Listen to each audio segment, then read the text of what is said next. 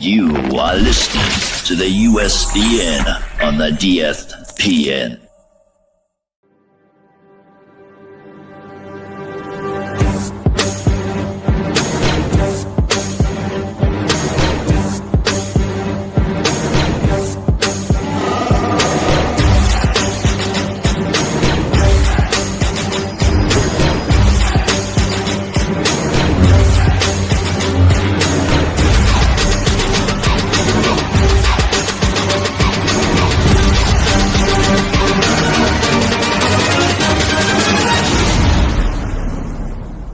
It's a trap!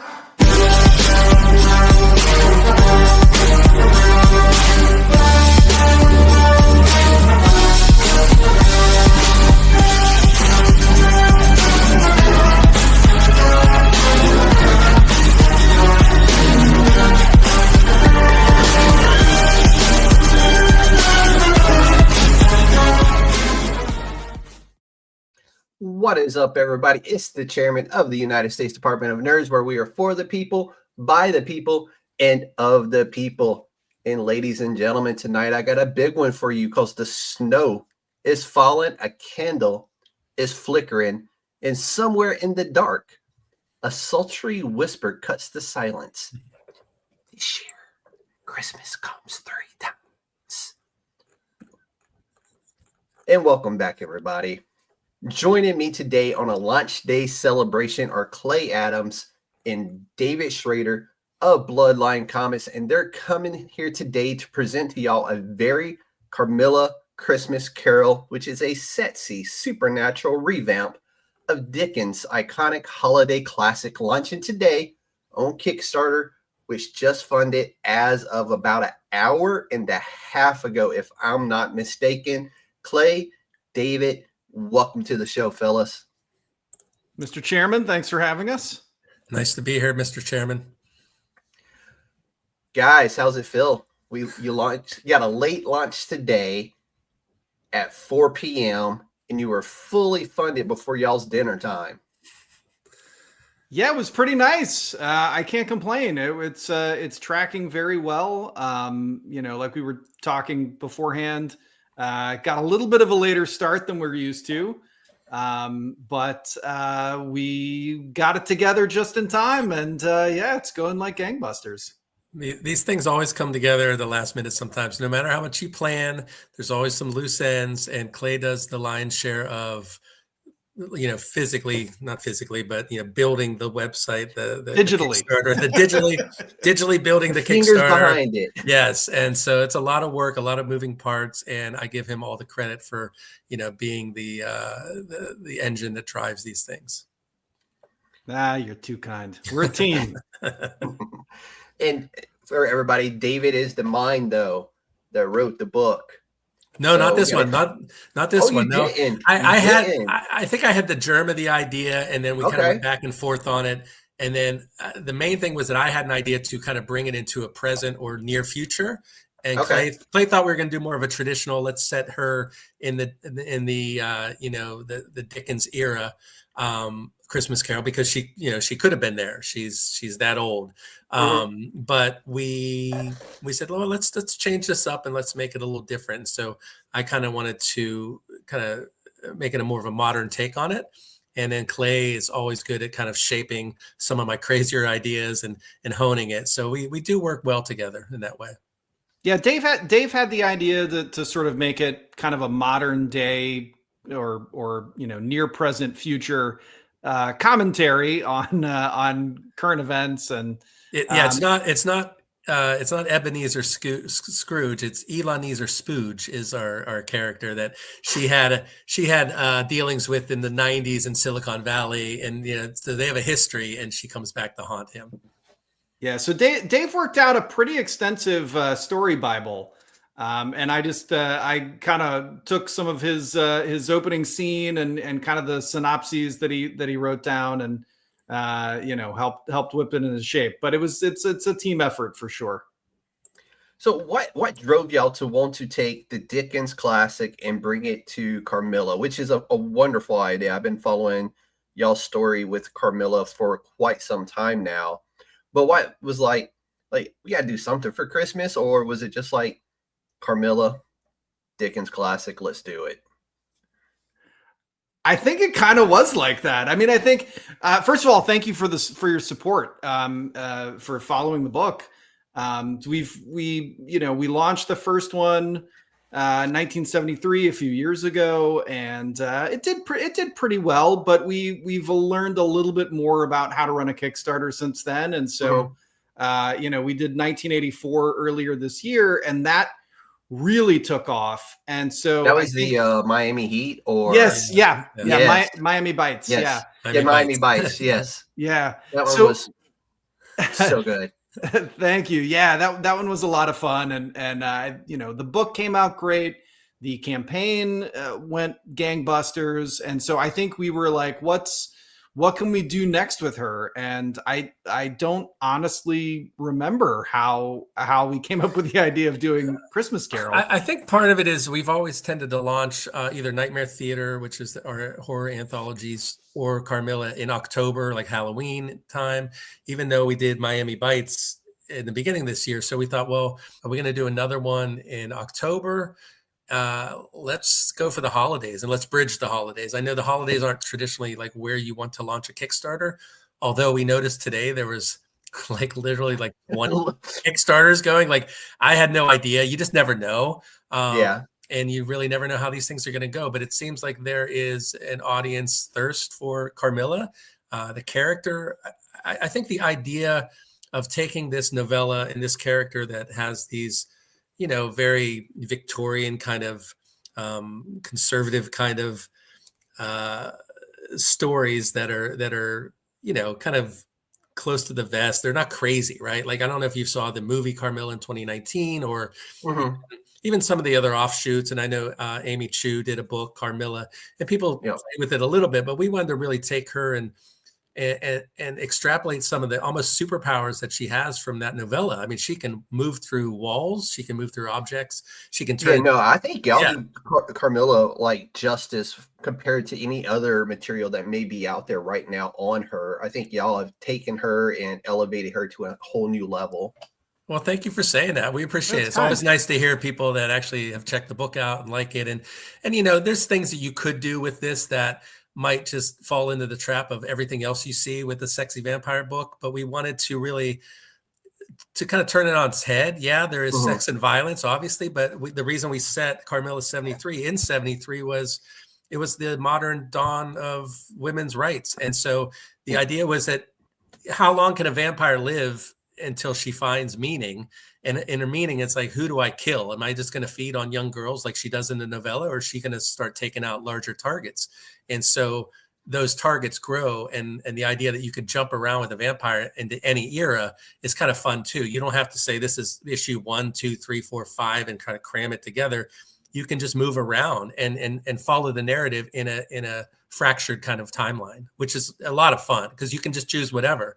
I just thought the holiday idea just worked really well. And like the covers we were able to get for this, like the tie-ins have been fantastic.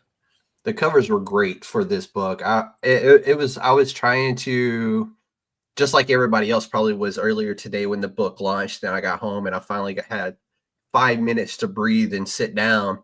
I was like, which cover do I want now? And I'm like,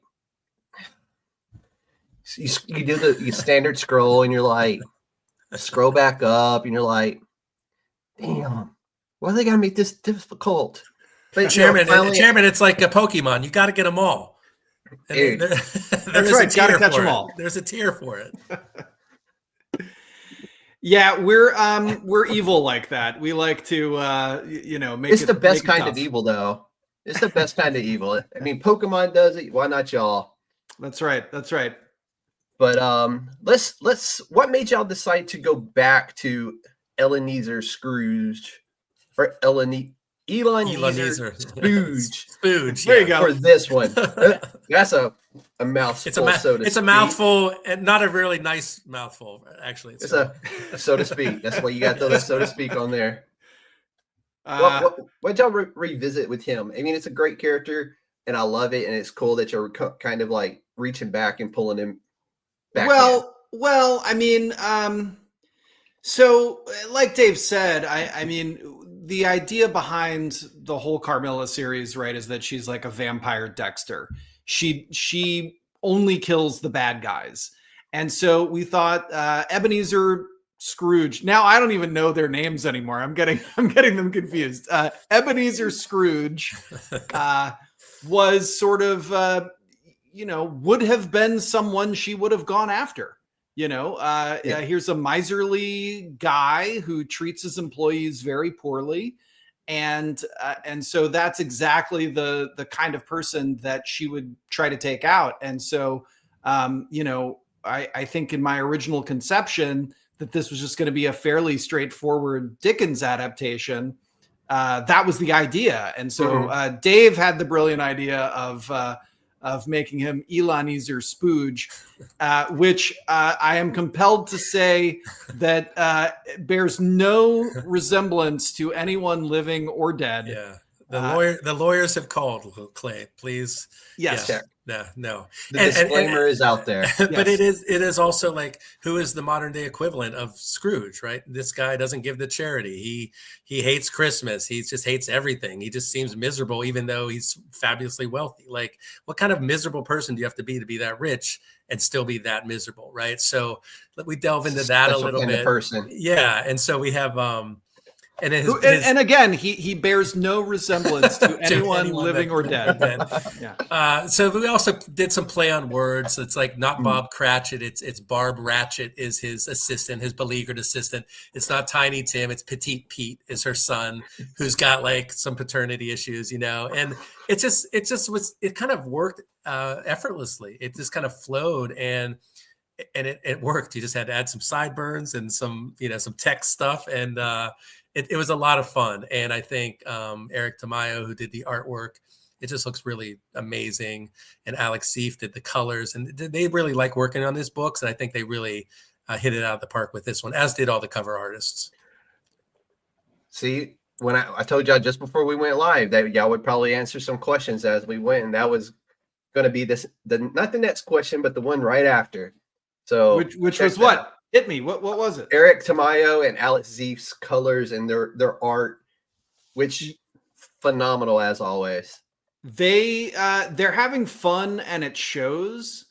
And I think I think it really comes through in the scripts too, because like these, I feel like these books kind of write themselves. I mean, don't you, Dave? It's sort of like how did this all come together? They do, because it was fun. I think we bounced stuff off of each other. There was even like the idea of like, he's obsessed with going to, I think Clay was like, well, he should be going to Mars. I was like, not Mars. Like, let's make it Uranus.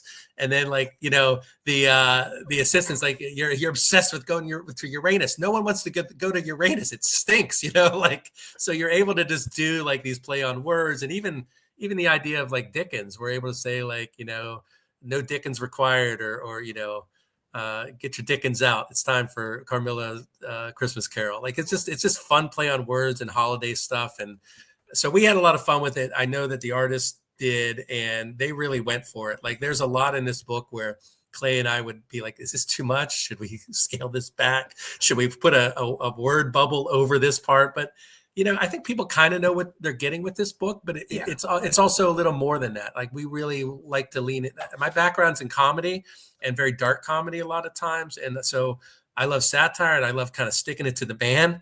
And Carmilla just kind of like, you can do whatever you want with her because she doesn't give a shit. She's just awesome. And so it's really fun to like just turn up the volume on her and let her go wild. Yeah, we leaned into the comedy this time a little bit more, which we really haven't. I mean, not that the other books have been super serious, but they had their moments. It was like the one-liners and the zingers and the fun stuff like that. Yeah, for sure. But we kind of amped that up. Everything's kind of turned up to 11 in this one, like Spinal Tap. Yeah, as it should have been. So we have our classic ghosts, the past, present, and future. And I can already know y'all turned that up to 11 as well. How does your version twist that tradition? Because I know y'all gave it a delicious twist in there. And just how gorgeous did y'all make these ladies for this book? Very gorgeous. We thought about this it really started to come together, I think, in 1984. This idea that Carmilla has the book, not the year. We weren't. I wasn't like 14 thinking of this. The book, Carmilla, 1984. I mean, you could have been 14 thinking about this. Probably 40 years in the making. Sure. This book. No, yeah, it is. Sorry, in Carmilla Unbound 1984, which was our previous issue, Miami Bites, aka Miami Bites. We really started to explore this idea that Carmilla, because she's been around for so long, she has been putting together this network of like-minded associates, these other vampires who kind of want to help her out. And you know, maybe at some point we'll go back and we'll sort of explore kind of how that came together, possibly between 1973 and 1984, which are the two one-shots we've done so far. But we really kind of introduced that concept in 1984. And so we decided, let's make those associates her ghosts. Her helpers in this are in Carmilla 84. And we kind of laid the groundwork with this in Nightmare Theater 2. There's a short story that I wrote called Carmilla Comes Again, and it's set in 73 in San Francisco. And she's looking for, I mean, if you know this, the novella Carmilla, she's looking for her lost love. Her love in that book is named Laura. And so she's kind of looking for the reincarnation of her lost love. So she's on this like journey of unrequited love to find someone that is her, you know, and she's also being hunted by her maker. So there's this duality of like looking for true love, but while on the run from her maker and her mother's maker. And the idea of having helpers and assistants that are vampires, and like kind of that's who brings her out of the grave in the beginning of this book. And that's included on the Kickstarter. For those wondering, you can actually see that in the preview, right? Yes, right. It's an awesome way to just kind of give them that little bit of little sugar on top right there, right in the beginning. A little Easter egg is I did a story in Nightmare Theater 3D that Eric Tamayo did the artwork for, and it's called Unhappy Endings, and it's a very dark short story. But it's in the story, a guy goes to like a spa. It's called Spa Succubus, and he finds on the dark web. And I don't know if I should spoil the story, but Carmilla has a little cameo in that. Like, there's a picture on the wall of this spa that she runs. Where should I spoil that story, Clay? I don't think anyone cares, right? People may want to buy the book. Okay, if you get Nightmare Theater 3D, there's a Carmilla cameo, but the story is great and it's very twisted and dark. But that's somehow tied into it too. Those assistants are also appear in that story. It's great that you could just tie everything from this little universe together in it. No matter what year it's in, it all makes sense and it all works out so well. And that's what's great about writing vampire stories, right? Is that you can, like, remember that one thing we did from 10 years ago, and you can reach back in there and pull it back over into today. So that's really dope that you're able to flirt with that, so to speak. Yeah. And you know what? I don't know if a ton of stories do that. I remember Interview with the Vampire. I like that part of it and that aspect. And even the first couple seasons of True Blood, if you ever watched that. Yep. My favorite stuff was seeing Bill in the 20s in Chicago. And it's like, yes. And they have a weariness. They have this vampire weariness of like, I am tired of life, and they're trying to find meaning. And so our idea was to take Carmilla to what is her meaning? It is to like, I'm gonna try to make the world a better place by killing bad guys. And the longer I live, the richer, literally and figuratively, my targets become. Yep. And so in this one, it's kind of like the top target. And Rice's books do the same thing. Like, it seems like, I know they got Lestat making his premiere this year in the new season, and that dude just like, he happy on the outside and just absolutely a miserable person on the inside. Just like a clown. A killer clown. A killer clown, that's right. Welcome to Derry has been fantastic. I don't know if y'all are watching that one, but I haven't checked it out yet, but it's on the list. Yet. It's on the list too. Yeah, bump it to the top. That one's been great. So we hit it on it earlier. You got some fantastic variant covers from artists like Emmanuel Taglietti, Flops, and Metzi Funk going on for this book. How is that like deciding like who do we want to reach out to see if they want to do a variant for this book? I imagine that has to be a difficult decision to make. Well, it's always tough because, you when you know so many artists, right, you want to use everybody, and you want everybody to come play in the sandbox. And unfortunately, it's like you can go overboard on the variant covers. We like to try to limit them. We do like making it difficult for you to make a choice of which one to get. Mission accomplished. But we don't like having too many choices. I mean, partly because it's just a lot of work to get them put up on the page, especially when you have, variations on the variation.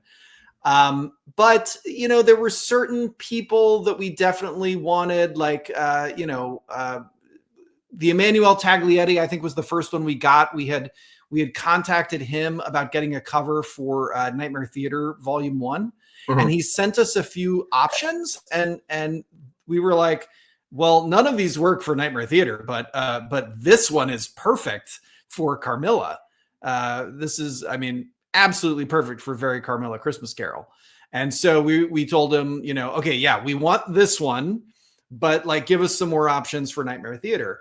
So he was the first that we locked down. And then I think, and it's our first Taglietti for Carmilla. He's only done our Nightmare Theater books, and we had done a reprint of Volume 1 recently with his Taglietti cover. It's beautiful, and so you could get like Volume 1, 2, and 3 of just the Taglietti hardcovers. But this is his first Carmilla one that we have, which is pretty cool. Go ahead, Clay. Oh yeah, no, I'm not even sure who came in next, but there's a stable of people that we do kind of like to work with as much as possible. Mexifunk turns out some great stuff. Flops always turns in great work, and they have fan bases that they bring along. But then there are other people that we want to work in and work with. And anyway, Dave. No, Suspiria Land. Suspiria, that was the other one. I wasn't for sure how to pronounce that one. Yeah, I know. I always have trouble with it, but it's from the movie Suspiria, which is a really cool. If you've ever seen it, check it out. I think I have. It's an Italian horror movie that is just fantastic, beautifully shot. Like this has been my year of discovery for Italian horror, and not just like comic books, but also on the cinema side as well. Yeah, I would say check that out because it's beautifully shot. Like it's just something. It's mesmerizing, really. So her stuff is just so evocative of like those old school posters, and like we reached out to her because I read an interview with her at Fanbase Press, and I loved her work, and so we just kind of reached out, and she was totally into it. She loves horror, right? So some of these artists tend towards horror anyhow. So you're kind of like, if they want to work with that, and sometimes you see them doing Vampirella stuff that's not covers, but they're like, I would love to do a Vampirella cover. So it's like, well, Carmilla predates Vampirella. Let's have them get in there. So and her stuff is fantastic. And who else, Clay, did we bring along this time? There was one new. Well, Eric did the cover for us, and then also colored by Finn Cram. Daria Heim. Yeah, it's our first cosplay cover, which is we have some other ones, and she gave some fantastic pictures, and so those were hard to choose from with the cover for that as well. And that's a new thing that's kind of started in the last couple of years with Vampirella and Red Sonja. They've been the two biggest ones I've seen going with cosplay covers. So it's kind of cool to kind of see those like make an appearance in books now. And she reached out to us. It was like, she's like, would you like a cosplay cover? We haven't even really thought about it. And this just seemed perfect to do that with because, a lot of the cosplayer loves playing vampires and the blood and everything else, and they can really act in it, and so that stuff's great. And then we just thought, well, if we're going to do that and some of these other things, this is the campaign to do it on. Like, let's just go nuts with it. We really tried to like put everything into this campaign. Mission accomplished. Because like I said, like I may still go back to the Kickstarter and pick out a couple of more covers if I'm just being honest with myself, because yes, I made my decision, but I'm sitting there here, like even now talking to y'all, I'm like, I kind of want that one cover too. So you gotta catch them all, man. Gotta catch them all. I love that whenever the covers are just so good. And I like those darker, like creepy covers, you know? So for me, it's like the hardest decisions ever is picking a good horror cover whenever, especially in October, when all the good horror comic books are hitting the shelves. And I'm just like, oh, but that cover. I'm like, yeah, but that one cover, that's a Prism cover on the Hello Darkness. And hard decisions that are like, but they're so fun to make. So for readers new to Carmilla Unbound, is this a perfect jump on spot for the series, or would y'all recommend going back and catching up with the other two? Well, you got to catch them all, but Perfect answer. But I will say these are all one shots. So you got a complete story in every single issue. So if you pick up 1973, you got a complete story. You pick up 1984, you got a complete story. You pick up A Very Carmilla Christmas Carol, you get a complete story. They all sort of have subtle nods to each other, you know, as we're building, and you can kind of see connective tissue between them, or you could maybe go, oh, how did she, you know, she ended 1973 here, but how did she get to this point in 1984? And we can always go back in and fill in the gaps at some point. You know, we are sort of telling a bigger story on a bigger tapestry, but yes, we very deliberately try to make these all a perfect jumping on point. Perfect. I like it. So holiday horror is a very specific niche. You either hit it or you drop it like it's hot, and it doesn't work for people. What separates A Very Carmilla Christmas Carol from the other guys out there bringing a holiday horror into the world today, you know, during the holiday season? Clay, you want to take that, or? Well, you know what? You unmuted, so I'm going to let you talk. I'll start, and if I suck, you can fill in. You're doing great so far. Well, no, it's just that you know, A Christmas Carol is it's a gothic horror story, and I think doing the research into this, because we did do research. I watched a lot. I read the book again, and the George C. Scott TV version is I think one of the great versions of Christmas Carol, and I was surprised at how kind of scary it was, like how they played with that horror. And I also watched the FX one, which was just a couple years ago with Guy Pearce, and they did something totally different with it as well. And I think it was just natural to lean into the horror elements of it, and then bringing her in and having her have a backstory with this guy, and then making him a version of you know, a modern day CEO tech titan guy who bears no resemblance to anyone living or dead. Right. So it's just like the idea of that story is already kind of a horror story. So it's not like, oh, this is a character, you know, this is our race car driver, and we're just going to make it a Christmas horror thing. You know, it kind of had it baked in already, and it just seemed perfect to do it this time of year. Yeah, what Dave said. I like it. No, I love when like the holiday season gets good horror, especially the Christmas season where we're all supposed to be happy and, you know, in the spirit. And I'm like, yeah, but if we slid some horror in there, it would be even better. I forgot to mention, like, Black Christmas is one of my favorite horror movies, and I think Clay likes that one as well. Yeah, Clay did a book a while ago called Red Xmas, which is really cool. Like, he could tell you more about that, but he seems to have an affinity for Christmas and horror. He says it goes together like chocolate and peanut butter. That's right. That's right. He's not wrong on that one. Chairman, have you seen Black Christmas? I haven't. I'm going to have to check that one out. Oh, yeah. The original, not the remake. Yeah. The original 73. Perfect. Little fun fact. It was directed by Bob Clark of Christmas Story fame. And the same cinematographer. So when you watch it, it looks a little like A Christmas Story, except it's Margot Kidder's in it, and Keir Dole, who was in 2001. Like, it's got a great cast, but it's considered one of the first slasher movies, right, Clay? I think it's considered one of the. It's definitely one of the first. Olivia Hussey, right? Yeah, the girl from Romeo and Juliet, Zeffirelli's. And Norman Bates's mom in Psycho 4. It's just well done. It's really like sharp and funny and dark, and like Halloween. Carpenter's Halloween was heavily influenced by Black Christmas. So I'd say I'd say if you love horror and it's kind of the season, like check that one out. I believe it's streaming on a couple sites. Yeah, that's a great one. That's definitely gonna. That's you just gave me my weekend plan for at least one day.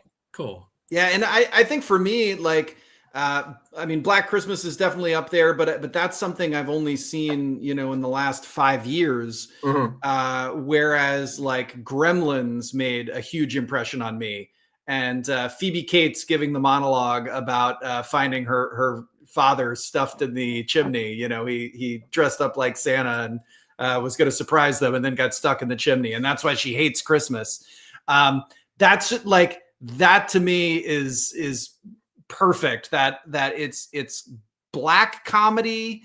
It's horror, and it's also Christmas. And so something about that for me just really struck a chord. So yeah, I do. Well, I think it makes the horror more horrifying because it's happening during a season of joy and togetherness, and like so it's playing against what you expect. And I think when like Silent Night, Deadly Night came out, like when that trailer came out, people were like, "What is this? Like, are you kidding me?" So yeah, I mean, that it has a history of that's there, you know, for horror and Christmas, and we just wanted to kind of take it another step further. So this series is inspired by Sheridan Le Fanu's erotic novella, which is a predecessor to Dracula. Why is Carmilla such a powerful figure for modern audiences, other than the cool fact that she happened before Dracula did? Little known fact, which is now fact, and now everybody knows. Now everybody knows it because of our book. Forget all these other adaptations. Exactly. I think why she's cool. I mean, honestly, I think, you know, I think the honest answer is that, you know, it was written at a time where they couldn't come out and say certain things. And we now live in a time where you can come out and say those things. You know, the novella had very, very strong lesbian undertones. And, you know, people now can recognize that and either be more explicit about it or comment on it or whatever. But I think there is sort of like, there is a fascination with her. I mean, I think it's just kind of in the zeitgeist now, this character. And certainly, like you guys were saying before, other people have been doing adaptations kind of, you know, at the same time we have. So it's definitely something in the air. She's fascinating to people. And I think it is just that aspect of like, at the time this was written, you know, a lot of it had to be coded. But now we can tell these stories without being coded. Right. It's in there. There's undertones, but there's some overtones too. It's a short novella. I mean, it's a short book. It's a novella. It's not a full long novel, but it did predate Dracula by at least 25 years. I think 26 years. And when Clay told me that, I was like, wait a minute, you're telling me that there's a story that predates Dracula by 25 years that's about a lesbian vampire. So we need to take this character and see what we can do with it and really like kind of just amp up the volume and kind of lean into that a lot more. And so, yeah, that was something I think we wanted to do to show people like, yeah, she's a lesbian vampire, but she's not above, you know, going to the other side to get what she wants, as you see in 1984. It turns out to be, you know, a surprise, but like, she's just a badass. Like, she's just a badass character that kind of does what she wants because she can do what she wants. And I like the idea that she's making a difference in her own way. Perfect answer. Perfect. How do y'all balance though the erotic elements of the story with genuine story depth, satire, and horror? Because it could have went off the rails in any given direction. How do y'all think y'all maintained it just being like this nice fine balance of what it is? I mean, I think we knew that we wanted to tell a good story. You know, that first and foremost, like, we didn't just want to do a sexy book just for the sake of doing a sexy book. You know, we wanted to sort of make it important to the plot, you know, and that was something that we really gave a lot of thought to, particularly in 1973, which was how can we make the sex in the book actually part of the plot, where it became important and not just, gratuitous. So we gave that a lot of thought. And then so for 1984, I mean, it was just sort of building upon that, an extension of that. And for a very Carmilla Christmas Carol, I don't want to give anything away. No. That wouldn't could ask be y'all to do that. a major spoiler, but I will say that we did find a way to tie the sex into the story of A Christmas Carol in a very, very important way. And I'll leave it at that. You will. Well, we do tell people that you got to buy the book to find out the true meaning. You can unwrap the true meaning of bah humbug. And so when me and Clay started talking about it and we were bouncing the ideas back and forth, it just started to build and become funnier and more interesting, and like also drive the narrative. Like just that simple phrase. It's like, well, what does bah humbug really mean anyhow? It's not just say, oh, whatever. In this case, it has a specific meaning that is in the book, and it's that shocking. Relates to spooge. That relates to See, and this is why we waited till 9 years. p.m. to start this show. Right. Even just to say the name Ebenezer Spooge. But it's in there. So if you want to know what the true meaning of bah humbug is, buy this book. Get the book. Got to catch them all. I like it. So y'all two formed Bloodline in 2019. What has kept y'all's creative partnership going strong, and how has that collaboration evolved through projects like Nightmare Theater, Cannibals on Mars, and now your third? It's the third Carmilla, right? Yep. Yeah. I mean, I think what keeps it going is we love doing it, and I think. I think with any collaboration, what's really important is that each person brings their own strengths to the table, and that they're complementary. And so it's like, Dave has strengths that I don't have. I may have strengths that he doesn't have, and our weaknesses are not the same. So it's like we're able to cover each other's weaknesses, but also add to each other's strengths. And so I think that makes for a very potent combination. And so we just seem to work together very well, and are having fun making some books. Well, we're like Christmas and horror. We go together like that. And honestly, Chairman, first of all, these are great questions. We appreciate that. Clay was in a movie I did with my friend Keith Caloris. We co-wrote and co-directed a horror film that got released by Lionsgate back in 2005 called Bloodline. So the reason we're called Bloodline, the reason we're called Bloodline Comics is this horror film called Bloodline. Clay is an actor, and he did a great job in that. He was the lead of the movie. It was basically Friday the 13th meets Memento. We told a kind of a straight kind of slasher story in a fractured timeline way, and it was a low budget movie. But again, Lionsgate released it, and we're really proud of it. I think it still holds up. So I knew Clay from way back then. And then when I was starting to think about doing a comic book called Baby Badass back in 2015, I self-published. Clay had done a book called PBOW, Pregnant Bitches of War, a really cool book. And it was the same, a same vibe, So I was asking him questions, and I reconnected with him.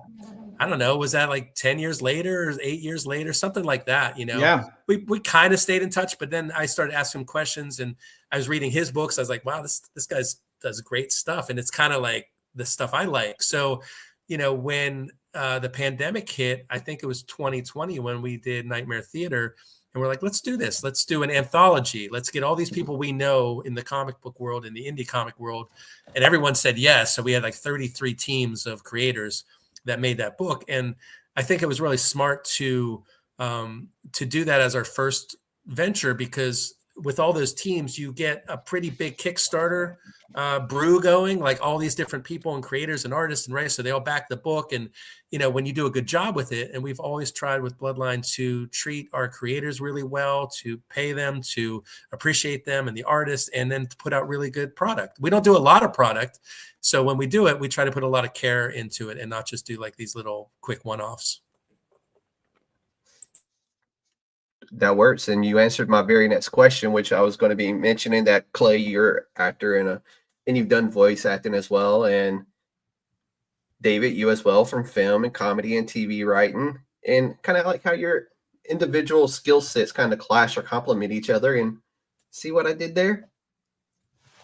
Yeah. See, I mean, that's, and that is why we work well together. And I think it is, you know, I think that experience of having worked together, you know, 20 something years ago, I mean, that also informs it, you know, like sometimes you try to form partnerships with people and it doesn't quite work out or whatever. And it's like, Dave and I have a history, you know. Alexander O'Philippe, who I co-wrote PBOW with, and Deadskins and Red Xmas that we were talking about earlier. He and I we went to college together. You know, I've known him since I was 18. So, you know, there is a history there that does make things easier because there is a trust, you know. I mean, you know, Dave and I didn't know each other well. We didn't know each other at all when we did Bloodline. And we only knew each other so well once the project was over, because it was a very intense project and he was busy, you know, co-directing this thing and co-producing it. And I was busy trying to remember my lines. But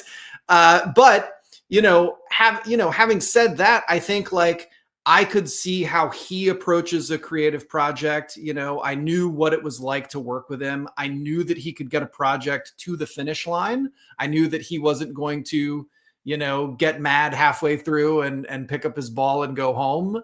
You know, you can kind of see who people are through working with them. And so like, I knew that this would be a guy that would be a good person to work with. I knew that he would get things to the finish line. I knew that, you know, we could get along personally. You know, I don't even know if Dave remembers, but we bonded over talking about Wilco. And he bought me the Wilco DVD. I forgot about that. Yeah, no, we had a lot of the same sensibilities, and I saw that when I was reading PBOW. I was like, this is a lot like Baby Badass. This is just like dark humor, smart dark humor. Like Clay went to NYU and like is a trained writer. I'm a little more like out there, and as my friend Christian Horner, who co-created Baby Badass with me, is like, Dave has a lot of great ideas, but he also has a lot of crazy ideas like that. So Clay can kind of like pull that back a little bit. But like, even with Carmilla, like we just bounce stuff off of each other and like, oh, that's great. That's perfect. And it just seems to work really well. There's no like butting of heads or any kind of jealousy about this or that and sharing credit. Like it just seems to work really well. And knock on wood, it continues, because this seems to be trending to be one of our bigger projects. And that's what we wanted to do. We want to keep growing it, make it bigger and better.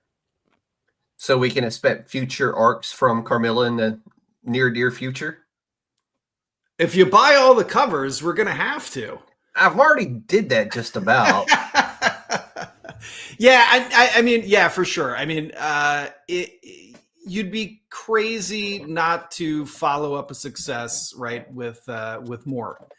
Well, because you can tell different stories, right? Like it's not like you're just repeating the same story. It's definitely a character where you can explore just about anything. Absolutely, you want to. You can set her in 2107, 2102, or whatever, 2122. Like just whatever you want to do with Carmilla, you can kind of go back and forth all the way back. We may do an origins story, you know, like that might That'd be the really next cool. thing. That'd be really cool. And kind of get back into that traditional thing. One of the ideas we had was with Jack the Ripper, like she was gonna like stalk him or something. So there's just things you can do that are really fun and explore and expand. And this was just kind of a natural progression to do this one. And we'll see what comes next.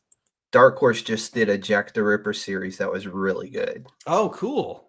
Yeah. Who did that? I could Google it because I'd have to Google it. That's okay. I can Google it later. I have the same Google you have. Trust them. It was good. It was good. It was good. Yeah. So what else is going to be coming from y'all here in the last quarter of 2025, early 2026? Anything else outside of Carmilla coming from Bloodline?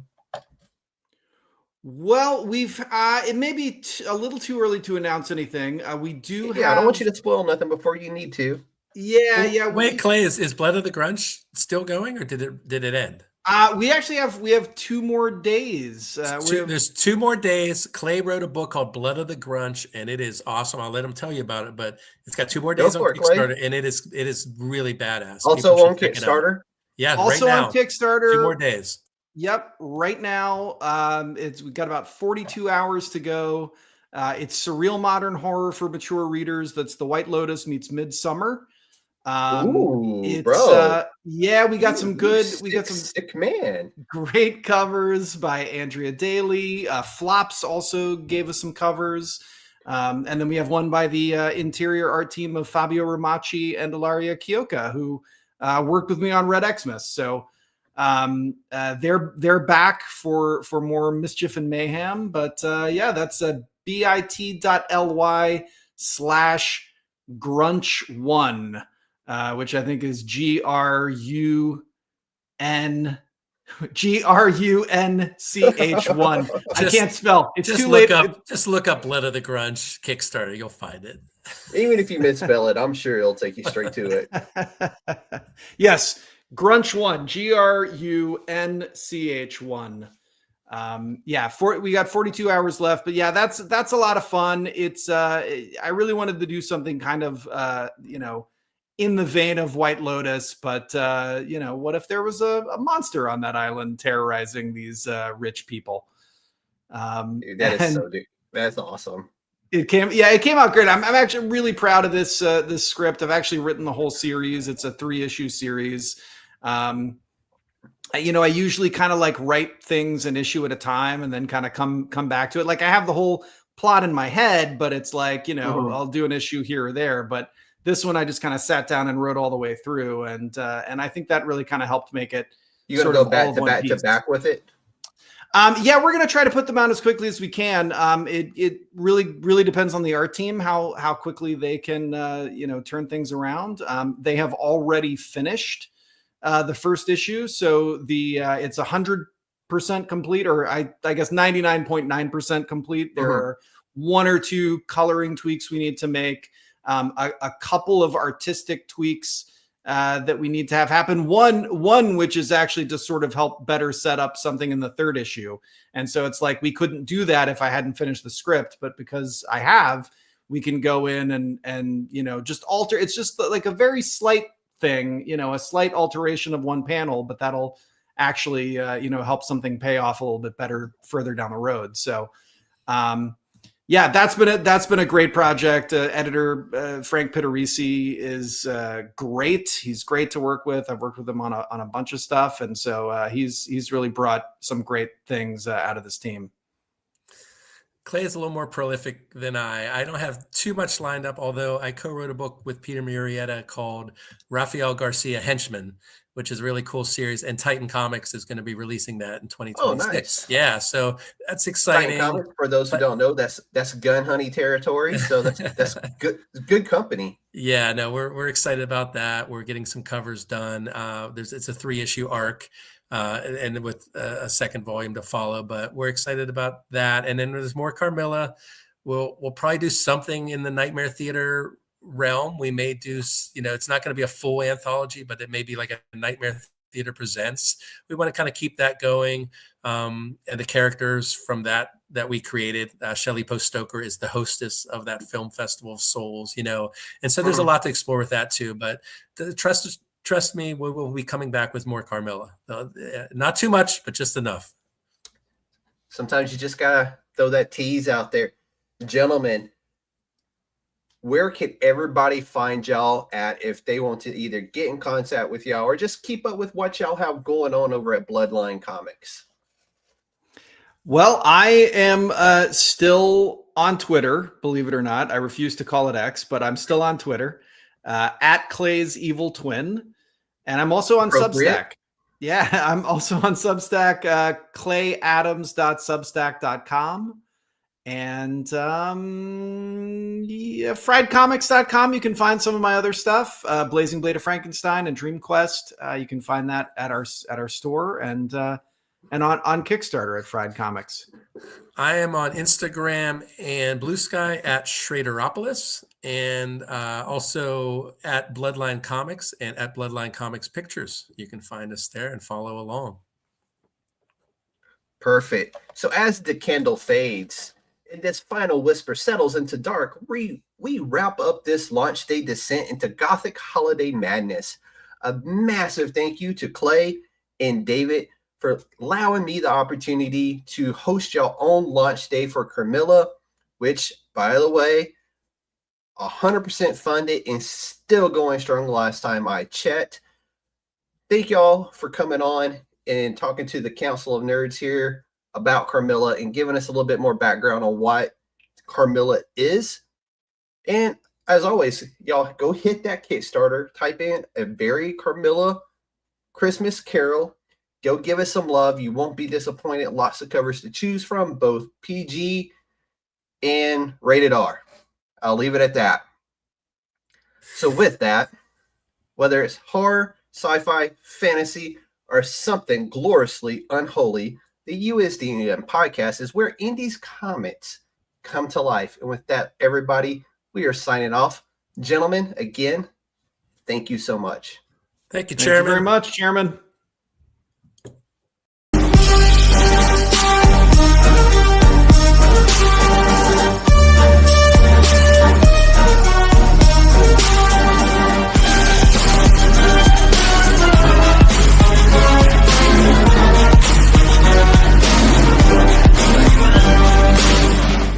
It's a trap!